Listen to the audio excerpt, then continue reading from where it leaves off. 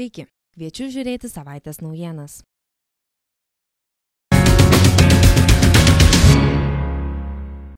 Politikos ir viešųjų ryšių ekspertai skirtingai vertino prezidentės Dalios Grybauskaitės metinių pranešimą Seime. Vieni mano, jog šių metų pranešimas buvo nuosakesnis, mažiau kategoriškas, prezidentė labiau pabrėžė ne savo, o visuomenės vaidmenį, kvietė vienyti siekiant energetinės nepriklausomybės. Kiti teigia, jog Dalia Grybauskaitė liko ištikima savo, kalbėdama tik tai, ką visuomenė nori girdėti. Portalas Lietuvos rytas LT prezidentės Dalios Grybauskaitės metinio pranešimo išvakarėse apklausė politologus ir viešųjų ryšių specialistus. Kokius jų nuomonė prioritetus prezidentė sudėlio šių metų pranešime. Ekspertai manė, jog šiais metais Dalia Grybauskaitė pagrindinį dėmesį kovos su korupcija, teisėsaugos nesąžiningumo temams, kalbės griežtai ir grūmos kyšininkaujantiems valdininkams, žmonių bėdoms abejingiems biurokratams, taip gelbėdama savo susvyravusius reitingus. Prezidentė iš tiesų kalbėjo apie korupciją ir teisėsaugos reformą, bet tai jau nebuvo vyraujanti tema.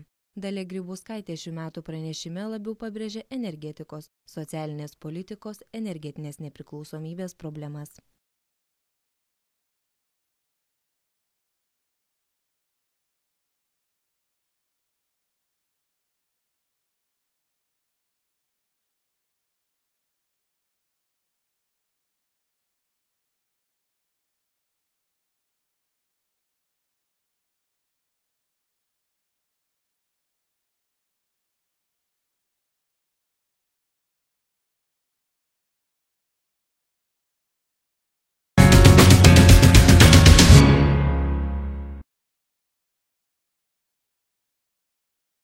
Naktį iš antradienio į trečiadienį po sunkios ligos būdamas 75 metų mirė Seimo narys Justinas Karosas. Jis buvo Lietuvos socialdemokratų partijos narys. Ketvirtadienio vakarą Švento Jono bažnyčioje Vilniuje pašarvota urna su parlamentaro Justino Karoso palaikais.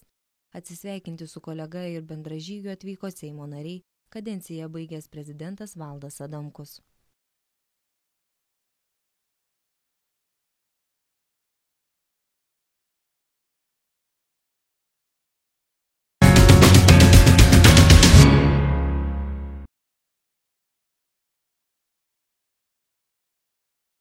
Klausimo, kur įkurdinti iš sostinės centre esančio Lukiškio kalėjimo iškeltus kalinius trečiadienį Pravieniškėse sprendė teisingumo ministras Remigijus Šimašius. Jis apžiūrėjo apgriuvusius laisvus Pravieniškių pataisos namų atvirosios kolonijos pastatus.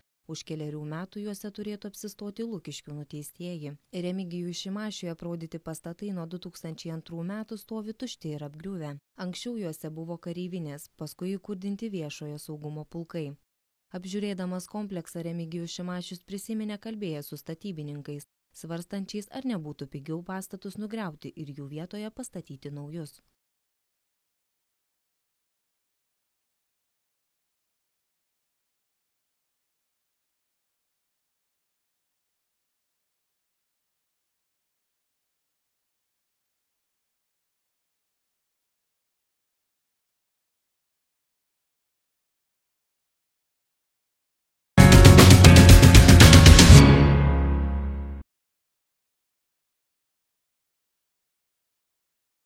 Klaipėdos apygardos prokuratūroje baigtas ikiteisminis tyrimas dėl mažamečio asmenų seksualinio prievartavimo bei kitų prieš vaikus nukreiptų nusikalstamų veikų. Byla su kaltinamuoju aktu šią savaitę perduota nagrinėti Klaipėdos apygardos teismui. Ji bus nagrinėjama uždarame teismo posėdyje. 56 metų našlys kaltinamas 2011 metų vasarą savo namuose viename iš Žemaitijos miestų alkoholiniais gėrimais bei cigaretėmis nekartą vaišinęs mažamečius vaikus nuo 8 iki 14 metų ir juos seksualiai išnaudojęs. Nustatyta, kad nuo vyro seksualinės prievartos nukentėjo 8 berniukai ir 1 mergaitė.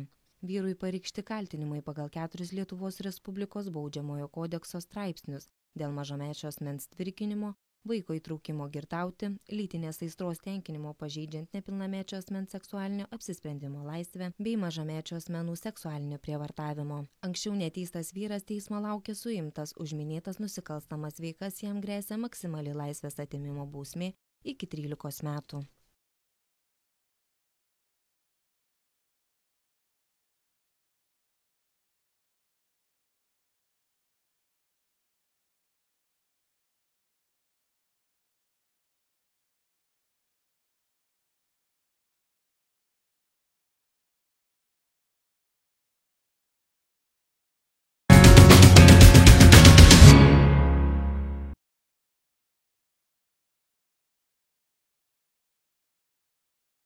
Klaipėdos teisėsaugininkams mįslę užminė kraupus radinys. 2 metų bute išbuvę mumija pavirtę spėjama aistringo kolekcininko palaikai. Teisėsaugininkai laukia ekspertų išvadų, kad šie patvirtintų mirusiojo tapatybę. Tačiau spėja, kad palaikai čia gyvenusio Achtamo Taigabekovo. Pagal policijos paieškos duomenis jis buvo dingęs prieš 2 metus, 2010 m. balandžio mėnesį.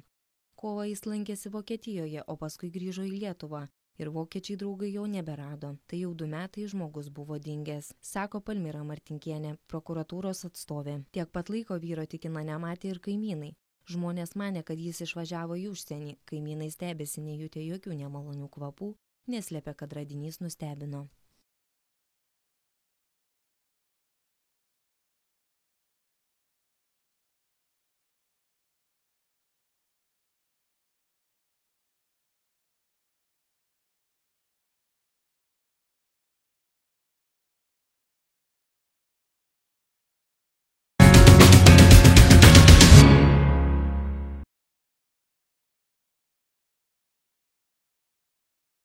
Vilniaus miesto antrasis apylinkės teismas ketvirtadienį per vieną posėdį išnagrinėjo baudžiamąją bylą, kurioje daug kartų teistas Aleksandras Strelnikovas, kaltinamas pavogęs 31,6 tūkstančius litų iš buvusios ekspremjerės Kazimieros Prunskienės. Prokuroras už šią vagystę įtariamajam prašo skirti 1,5 metų laisvės atėmimo bausmę. Pridėjus teismo skirtą bausmę už neseniai skirtą nusikaltimą, galutinė bausmė turėtų būti 2 metai.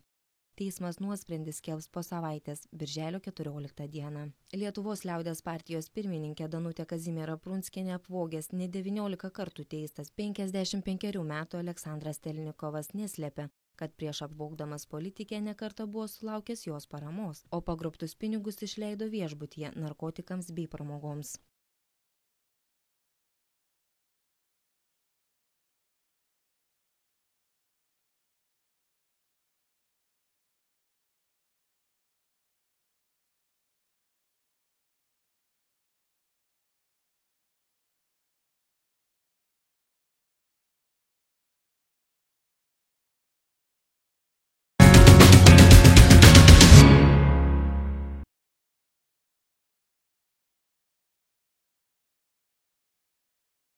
Techninėje apžiūroje aptiktų defektų skirtumai pastarųjų 2 mėnesių statistikoje byloja, kad nuo kovo pradžios, kai naujais reikalavimais pradėtas matuoti dizelinių variklių dūmingumas, pastebimai pasikeitė nustatomų trūkumų pobūdis. Palyginti su kovu, balandį sumažėjo atvejų, kai techninės apžiūros metu dėl taip vadinamojo 704 kodo neatitikimo nutraukiama patikra ir neatliekami dūmingumo matavimai. Tuo pačiu patikros byloje užfiksuojami trūkumai, kurių nepašalinus pažyma bei techninės apžiūros galiojimą neišduodama.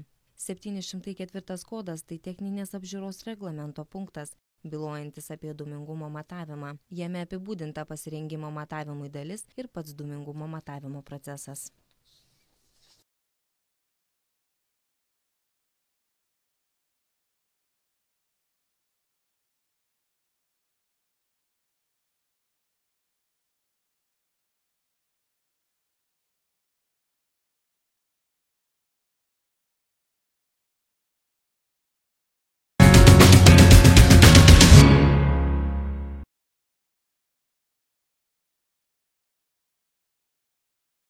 Pacientai asmens sveikatos priežiūros įstaigose dar neretai verčiami sumokėti už paslaugas, kurių išlaidos apmokamos privalomojo sveikatos draudimo fondo biudžeto lėšomis. Tai paaiškėjo Vilniaus teritorinės ligonių kasos specialistams pavasarį atlikus neplaninius tikrinimus 252 asmens sveikatos priežiūros įstaigose.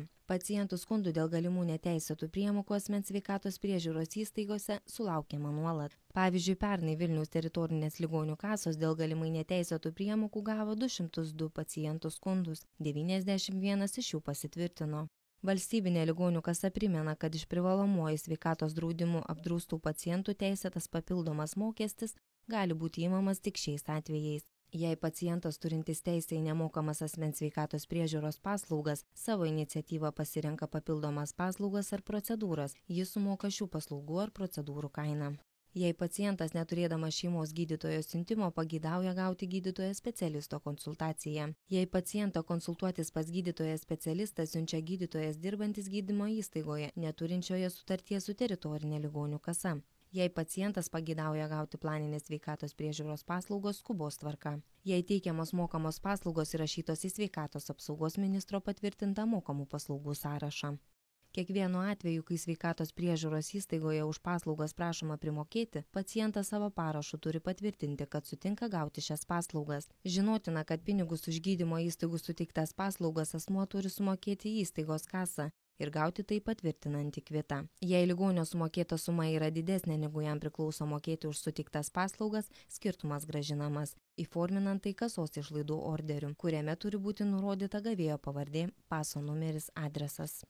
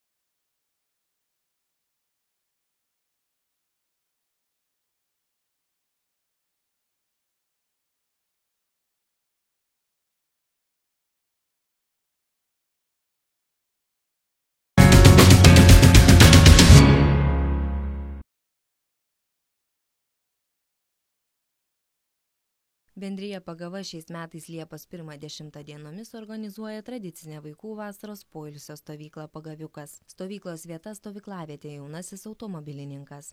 Esanti netoli Vievio, adresas Pylimų kaimas, Trakų rajonas. Stovykloje gali dalyvauti vaikai nuo 10 iki 16 metų. Vietų skaičius ribotas. Stovyklos kaina 130 litų bendrijų nariams. Stovykloje vaikai ne tik linksmai ir turiningai praleis laiką, bet ir leis pailsėti mamoms ir tėveliams. Pageidaujančius dalyvauti stovykloje kviečiame registruotis iki birželio 13 dienos nurodytais kontaktais. Registruojantis svarbu nurodyti vaiko amžių, neprigirdėjimo lygį, ar vaikas nešioja klausos aparato ar kochlearinį implantą. Stovyklos metu numatomi žygiai ir išvykos ekskursijos. Kviečiame vaikus dalyvauti.